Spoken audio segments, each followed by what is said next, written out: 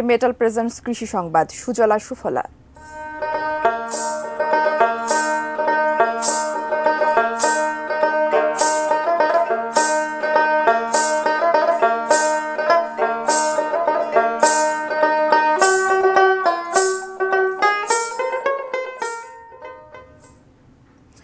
হাওরের ধান কাটা শেষ। প্রতিদিন কিশোরগঞ্জ, ব্রাহ্মণবাড়িয়া, হবিগঞ্জ, নেত্রকোনা ও সিলেট জেলার বিভিন্ন এলাকা থেকে নদী পথে প্রতিদিন হাজার হাজার মন ধান আসছে ভৈরবের মোকামে।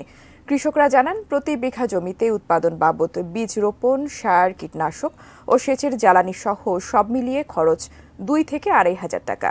বিঘা প্রতি গড়ে ধান হয়েছে 18 থেকে 20 মন। ফলে প্রতি মন ধান 900 টাকা থেকে 1000 টাকা দর জমিতেই পড়েছে, কিন্তু বাজারে সেই ধান তার চেয়েও কম দামে বিক্রি করতে হচ্ছে। ভৈরব বাজারে ধানের আড়ত রয়েছে 1/2 আড়ত মালিকরা কমিশনের মাধ্যমে কৃষক ও পাইকারদের কাছ থেকে কেনা ধান চালকল মালিকদের কাছে বিক্রি করেন।